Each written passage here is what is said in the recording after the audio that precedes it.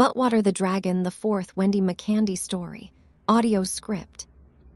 Copyright Michael Pietroschek. Pronounced Pietroschek. All rights reserved. Disclaimer: no warranties. Welcome back, my wonderful listeners, the best audience on the planet. By liking and subscribing to my stories, you've shown that you've shrugged off the dull, daft, and boring aspects of your online life.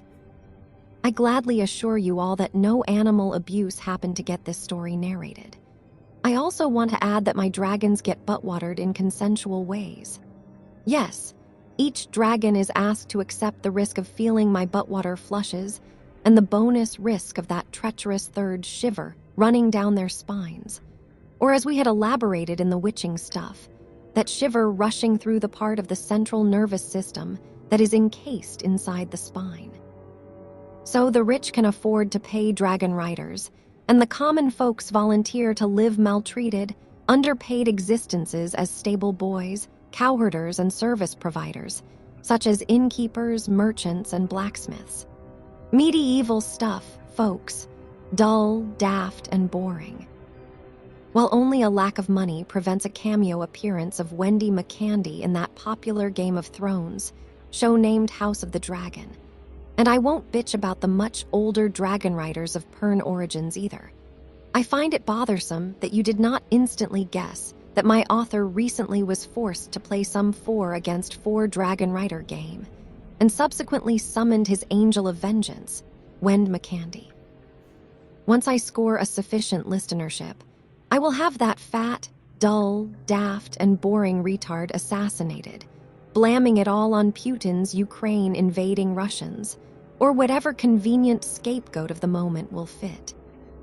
Now, please, comfort yourself and be awestruck by Wendy McCandy on dragon backs, dutifully making a dull, daft, and boring world fun for a while. The story begins. No, Wendy McCandy begins. How dare any author write such? What would be next? A proper prologue instead of whimsically writing your mind and then excusing it all with being unpaid anyway. Damn, I would do so as well. Child of my creator, I guess. Although Michael Pietroschek is certainly more dull, daft, and boring than Wendy McCandy ever was. My chainmail armor forms the basic protection, and I actually consider the chainmail coif, the head cap made of armor, sexy as fuck. Above the chain armor, we have alchemical steel plates of the fire and acid-resistant sort, for we must ride the dragons, always expecting incoming, hostile, or competing Dragonriders every moment. I feel shivers rushing down my spine when I juggle the lance picked up from a weapon rack, and my buttwater runs cold when my dragon returns my stare to signal that it is ready for duty. Indeed, dear audience, Wendy McCandy, of course, is not a silly cheater of the incompetent, dull, daft, and boring sort. You get my very first starter mission in crappy newbie gear with a dragon that does not even have makeup or an armored skirt yet. The sun is about to rise, and the winds are strong. Our medieval castle lies hidden on a smaller island, as we are the forward part of the coastal guard, and occasional scouts flying across the open seas or accidentally crashing into the ocean waters. My personal adjutant informs me that he made the blacksmith understand how urgently I need a crossbow crafted to be top-notch on my duty patrols. Of course, like most adjutants, I find him a tiny bit dull, daft, and boring. Still, I respect his courage to walk beside me while I close in to mount my dragon and rush off. Tourists, this is your chance at redemption. Redeem yourself from being dull, daft, and boring by spending money on our islands and being dragon snacks of opportunity. God will surely beam you to paradise for it and stuff. My well-formed butt swings in the air, on purpose, lovelies, as I finally ignore all further distractions and mount my valiant, beloved dragon. Of course not, without nodding that my wonderful author, that fat, dull, daft, boring, and unpaid moron I pretended to worship before, by now has forgotten most about those episodes of House of the Dragon watched. He insists, though, that Karen Noldor, Aka Galadriel, was in that other silly web TV series. The winds tuck and push us as we finally rise in the air, and I sure as hell mean my dragon and me, not my author's dick, uplifting me while he jams it into my vagina. Strong winds, sorcerous mists, and to Avalon my dragon longs to ride, as I remember another Manowar song.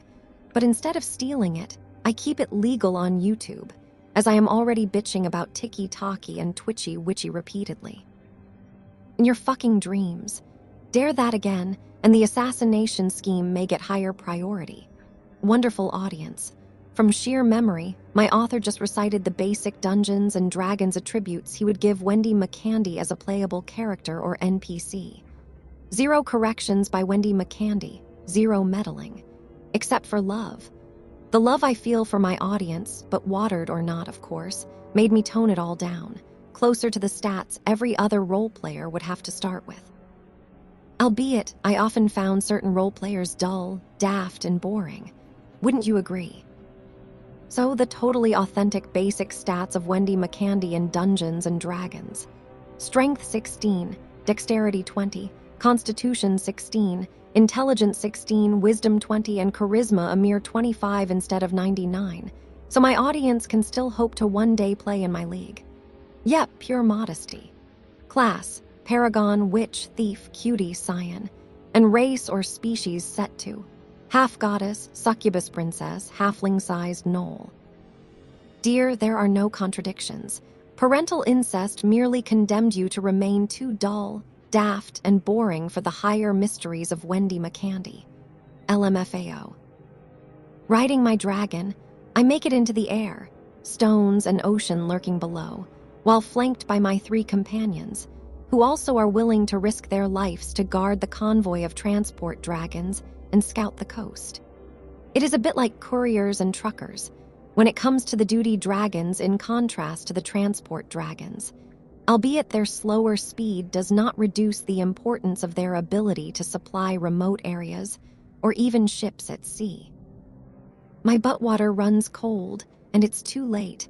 I realized that I had forgotten to negotiate extra hazard pay. Well, I can later blame Gina and Mandy for it, as these treacherous sluts left me alone here, greedily preferring to work in the local harbor brothel they happen to also own by now. Bryce Dender, my recurrent fucker back from prison and totally not the literally only Afro-American not worth it. He joined the opium smugglers, funding the most dangerous faction of all the realms, dragon-riding jihadi suicide bombers. I find this hard to forgive, as I wanted to brainwash him into a family life, then make him suffer for the betrayal in my haunted house episode. LMFAO. Our transport dragons fly low and slow, impaired by their cargo to deliver. Our 4 dragons swirl and circle the vicinity to scout for enemies and still remain close enough to the transports without being easy targets for any farmer or outlaw playing the sniper. A vicious screech from our dragons heralds the enemy in sight, coming in with the sun, making it much harder to see their numbers, their armament, and their formation. Smart, but also somehow dull, daft, and boring. I raise my lance, a gesture of encouragement, never sure if my comrades can see it at all, but always lucky that I do that before I must have it ready for battle. We charge, while seemingly the dumbest possible approach, it is also the fastest. Straight toward the enemies, only to then fly a curve and get them from the flanks, or at least with a chance to stab their dragons' throats with our lances, or slash at the riders with swords. Those medieval swords are long, heavy, and made to hurt armored folks, yet I often find them dull, daft, and boring, so I stick with my lance until I have to draw my spare blade. Acid, fire, and icy odom forces us to evade their attacks, while simultaneously our dragons also unleash whatever odom attacks they consider proper. Yes, contrary to video games, the dragons act on instincts, not on convenient command for the narcissist in chief sitting on their backs. Somewhere behind me, one of our transports screams in pain, and I have only one quick glance to check on him, as the urgency of battle forces me to attack. Shivers run down my spine when I see that one of our transports has suffered a brutal hit, not yet plummeting into a bonfire, but chaotically twisting in the air, more held by the winds than by control of its wings. Fredo, and yes, I have just decided that my dragon now is named Fredo, as any other name would be dull, daft, and boring.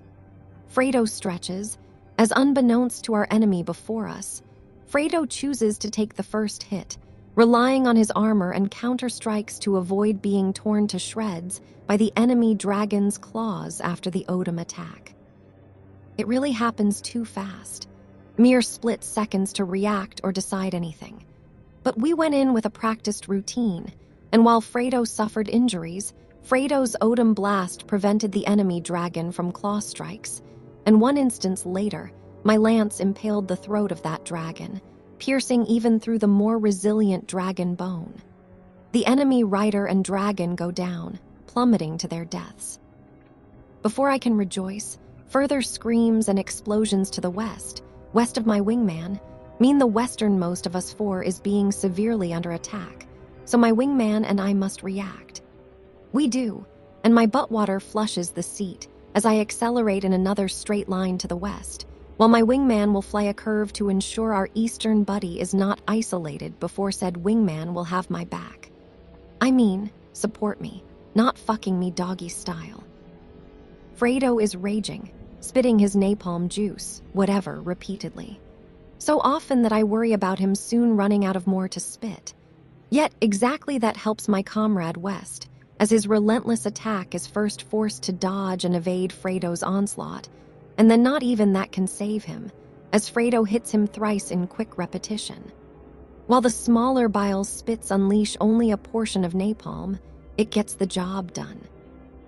Rider and dragon are hit, and I can easily stab the dragon's lungs to make another enemy duo plummet into certain death, or island vacation, survivor romance. I'm not a sadist, so I spare you the fate of the outnumbered 2 enemies remaining. No, even outnumbered, they are not easy prey. No, such victories are not really fun, and not even the treacherous third shiver gets cocky about it, as I have seen the realization of inevitable death in several enemy eyes before. We won. Otherwise, we would have been the ones slaughtered and robbed. I don't judge, but I found that overdose of cruelty in life even worse than being dull, daft, and boring. Wouldn't you agree? Fredo, Gino, Vinny, and Furio, our nicknamed dragons, return into formation, resting in the air while new vigilant guards of our slow transport dragons. The hurt one will survive, but his neck and chest will be scarred as fuck due to the hit received. The atmosphere is wonderful, and riding our dragons feels closer to life than desperately riding big cocks in a desperate need to somehow revive feelings that we have wrecked by wrong life decisions, substance abuse, or whatever else I may find in the diaries of Mandy and Gina. This time, the return flight back to our outpost fort stuff is without incidents, although after moments of rest, of course, I considered that a bit dull, daft, and boring. Please check the links to the song and the game, and remember that my author is not paid for advertising, but merely happened to play that game as another reminder that his outdated hardware sucks worse than Mandy and Gina in their first night on Lover's Lane. The end.